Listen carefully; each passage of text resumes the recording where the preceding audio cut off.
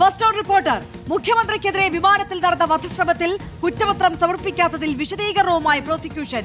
കേന്ദ്രാനുമതി ലഭിക്കാൻ കാത്തിരിക്കുന്നുവെന്നാണ് വിശദീകരണം. വ്യോമയാന നിയമത്തിലെ വകുപ്പ് ചുമത്തുന്നതിലാണ് കേന്ദ്രാനുമതി വേണ്ടത്. കുറ്റപത്രം നൽകാത്തതിൽ ഇന്നലെ കോടതി വിമർശനം ഉന്നയിച്ചതാണ്. കേസിലെ പ്രതി ഫർസീൻ മജീദിന്റെ പാസ്പോർട്ട് വിട്ടുകൊടുക്കുന്നതിൽ നാളെ വിധിയുണ്ടാകും.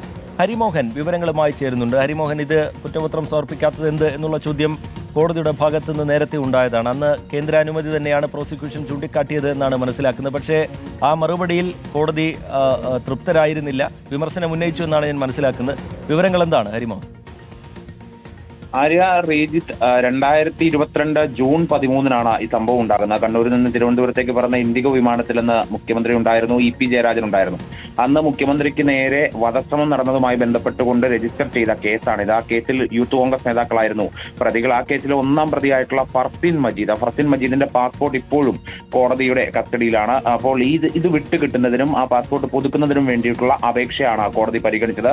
അപേക്ഷ പരിഗണിക്കുമ്പോൾ കോടതി ചോദിച്ച ഒരു ചോദ്യം എന്ന് പറയുന്നത് 3.5 വർഷമായി ഈ കേസ് രജിസ്റ്റർ ചെയ്തിട്ട് ഇതേവരെ എന്തുകൊണ്ട് കുറ്റപത്രം സമർപ്പിച്ചിട്ടില്ല എന്നുള്ളതായിരുന്നു. നേരത്തെ ഈ ചോദ്യം ചോദിക്കുന്ന സമയത്തും കേന്ദ്രാനുമതി ലഭിച്ചിട്ടില്ല എന്നൊരു മറുപടിയായിരുന്നു ഈ പ്രോസിക്യൂഷന്റെ ഭാഗത്തു നിന്നുണ്ടായത്. പക്ഷെ കോടതിക്ക് അതിനകത്ത് തൃപ്തിയുണ്ടായില്ല. അതിൽ വിശദമായ ഒരു റിപ്പോർട്ട് സമർപ്പിക്കണമെന്ന് പറഞ്ഞു. ആ റിപ്പോർട്ടിലാണ് ഇന്നിപ്പോൾ പ്രോസിക്യൂഷൻ ഒരു വിശദീകരണം നടത്തിയിരിക്കുന്നത്. അതായത് 2 കേസുകളാണ് പ്രധാനമായിട്ടും രജിസ്റ്റർ ചെയ്തിരിക്കുന്നത്. ഒന്ന് വധശ്രമം, രണ്ടാമത്തേത് വ്യോമയാന നിയമത്തിലെ ഒരു വകുപ്പാണ്.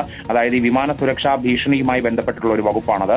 ആ വകുപ്പ് ചുമത്തണമെങ്കിൽ അല്ലെങ്കിൽ ആ വകുപ്പ് കുറ്റപത്രത്തിലേക്ക് രേഖപ്പെടുത്തണമെന്നുണ്ടെങ്കിൽ വ്യോമയാന വകുപ്പിന്റെ അല്ലെങ്കിൽ വ്യോമയാന മന്ത്രാലയത്തിന്റെ അനുമതി വേണ്ടതുണ്ട്. ആ അനുമതി ഇതേവരെ ലഭിച്ചിട്ടില്ല എന്നുള്ള ഒരു മറുപടിയാണ് ആവർത്തിച്ച പ്രോസിക്യൂഷൻ പറയുന്നത്. കോടതി ഇക്കാര്യത്തിൽ ഇന്ന് പ്രത്യേകിച്ച് നിരീക്ഷണമൊന്നും നടത്തിയിട്ടില്ല. പക്ഷേ ഒരു പ്രധാനപ്പെട്ട കാര്യം എന്ന് പറയുന്നത് നാളെ ഈ ഫർസീൻ മജീദിന്റെ പാസ്പോർട്ട് വിട്ടുകിട്ടുന്നതുമായി ബന്ധപ്പെട്ടുള്ള ഒരു ഹർജിയിൽ കോടതി വിധി പറയും എന്നുള്ളതാണ്. അതായത് ഇന്നത്തെ പ്രോസിക്യൂഷന്റെ വിശദീകരണം അടക്കം ചൂണ്ടിക്കാണിച്ചുകൊണ്ടായിരിക്കും ഒരുപക്ഷെ നാളെ വിധി വരിക എന്നുള്ളതാണ്. അതായത് 3.5 വർഷമായിട്ടും ഒരാളുടെ പാസ്പോർട്ട് പിടിച്ചു വെച്ചിരിക്കുന്നു എന്നുള്ള ഒരു ആരോപണമാണ് ഫർസീൻ മജീദിന്റെ അഭിഭാഷകൻ ചൂണ്ടിക്കാണിച്ചത്. അങ്ങനെ ഒരു വാദം വന്നപ്പോഴാണ് കോടതി തന്നെ നേരിട്ട് എന്തുകൊണ്ട് കുറ്റപത്രം സമർപ്പിച്ചിട്ടില്ല എന്നുള്ളൊരു ചോദ്യം ഉന്നയിച്ചത്.